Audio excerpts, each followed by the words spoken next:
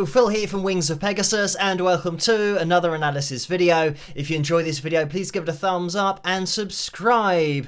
So, we are ending up where we started the year pretty much, because I did a video on quite a few Eagles performances, and that was in March. And the video that I did caused quite a stir because I managed to show in that video with the objective data that Don's vocal was just the same vocal being repeated from these different shows.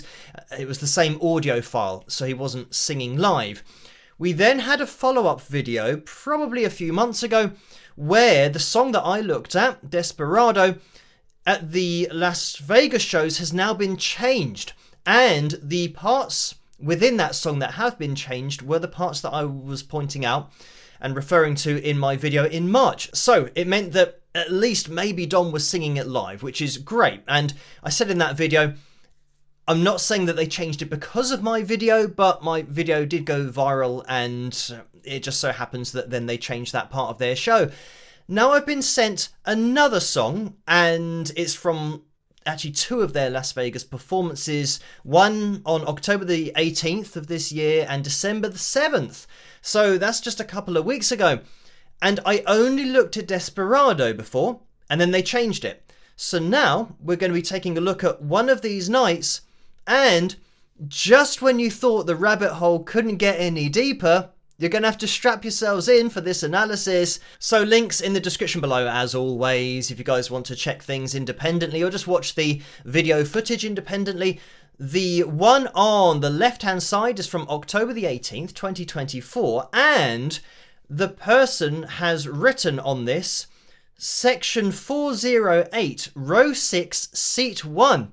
For those fact fans or just wanting to know all of the details, that's exactly where this was shot on the left-hand side.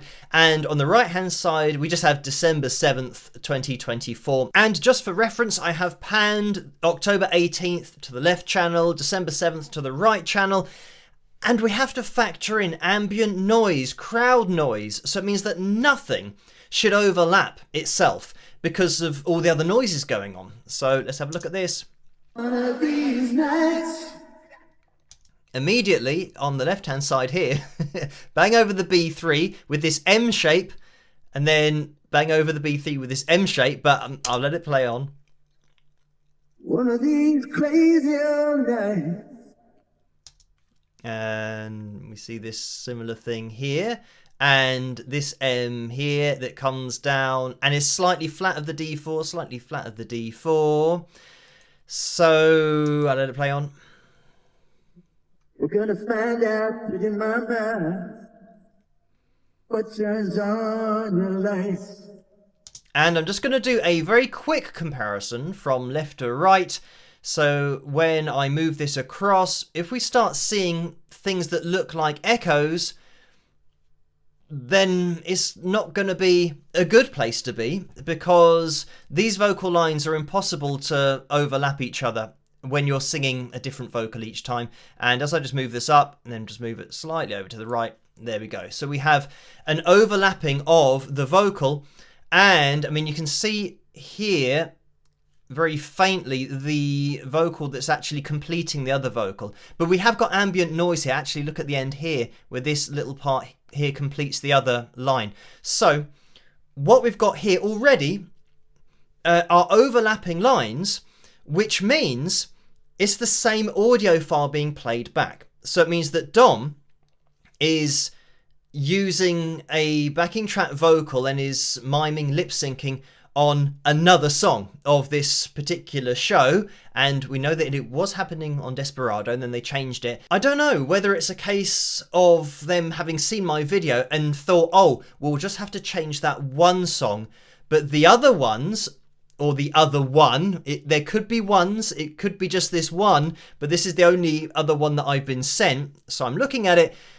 It could be that because this wasn't highlighted, then they're just going to use the vocal that they've been using previously as well. So anyway, I'm just going to move this back, because when I say about things looking like echoes, this kind of thing, and just the timing, it's the timing that's the huge part of it, because I mean, you can see here that these things are happening at exactly the same time, you know, actually irrespective of, look at that, the ambient noise. We're getting a really good isolation here on Don's voice, and I guess because the venue's, you know, so big and so loud, and maybe it's one of those songs where people aren't necessarily going to be singing along as much, or maybe they're not, but as I take this back and forward, you can see here how we've got this line going into the line. So I mean, straight away it was conclusive. I mean, I've been looking at these lines for years, and as soon as you start seeing echoes to the 100th of a second, there's only one explanation for that, and that is that this whole vocal,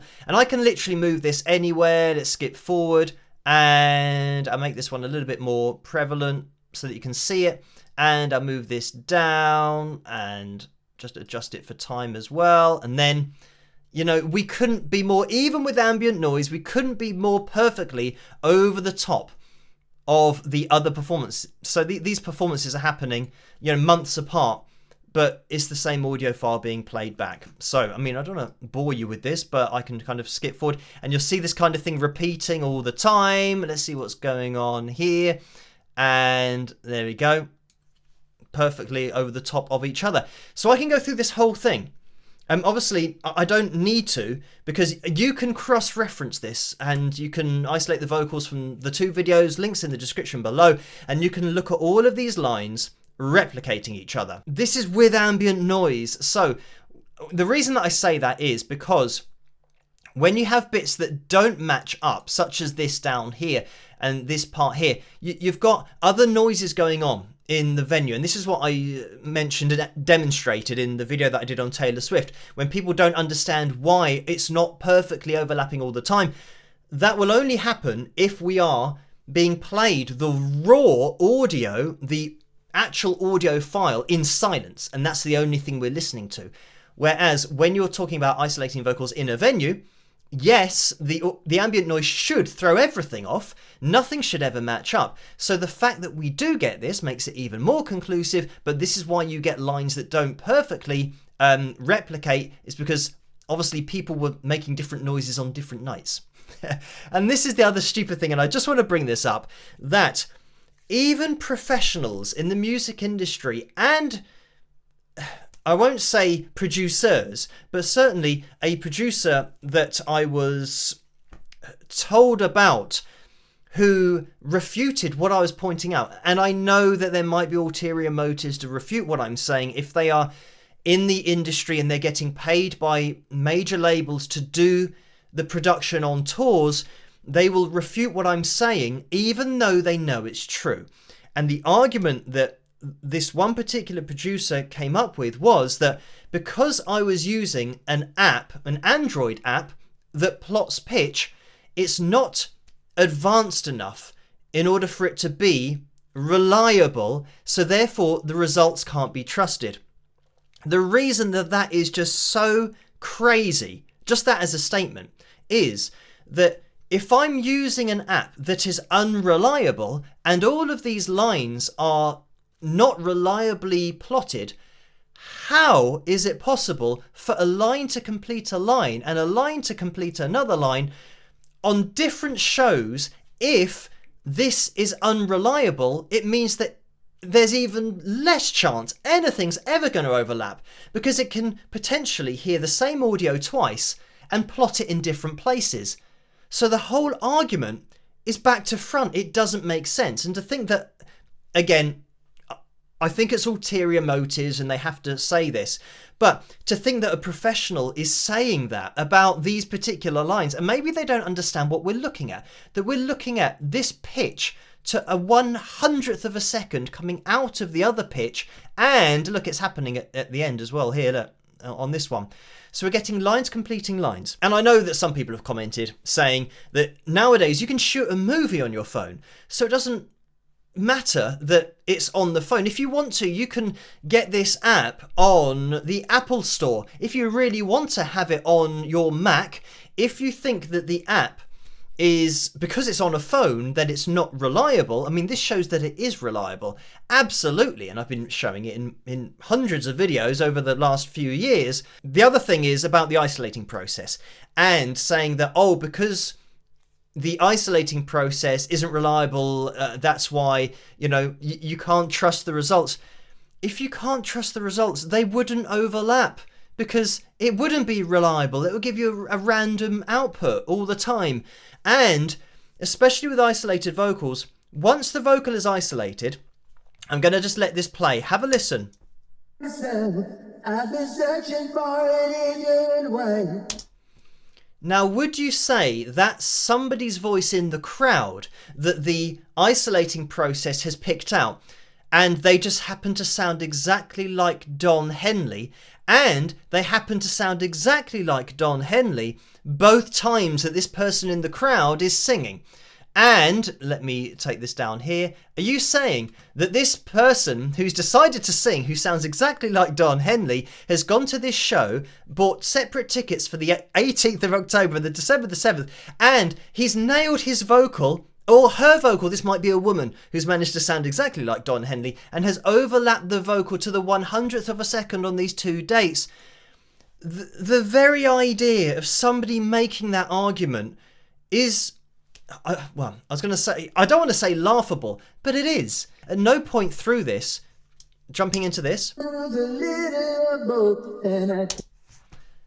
that is the data that the pitch monitoring software is taking in. It is absolutely Don Henley's voice. So, yeah. Again, I'm just throwing things out there for people who should really know better, and I think it might be, like I've said, that they can't go on record saying that what we're looking at is true, but it's objective, and you can check out these videos independently. And again, you could say, oh, well, what about this is actually from the same show, and these people have labelled it wrong on their... I mean, yeah, first of all, you'd question somebody putting the date on it, because I'm pretty sure they know when they went to the gig. But anyway, let's just say, for example, that they decided to incorrectly label their gigs, and they both went on the same night, and somebody waited 2 months to then upload the video on exactly the same day, because they couldn't have uploaded the other one before December 7th, because it potentially would have been different audio. So let's just say that they all did that. If we're taking this, again, we want to be objective, so let's just pretend that that is what we're working with, that this is some massive conspiracy by somebody in the crowd. How was Don Henley playing the drums in a different outfit at the same time on this one night? That's the other thing you're going to have to try and explain. So no matter what you look at, the only explanation for this is that it has to be different nights, because Don's wearing different clothes, and you can cross-check that. Links in the description below. But these people have been to the show, they've labelled it correctly, but it's the same vocal that we're looking at, it's the same audio file. I know that people have said, well, if Don's miming, is anybody else singing live? Or is it a full vocal mime with all of the harmony lines? Now, that's something that I didn't address in the other performance, because we never got a clear harmony line that we could look at on screen. But I'm going to let this play through. Have a listen.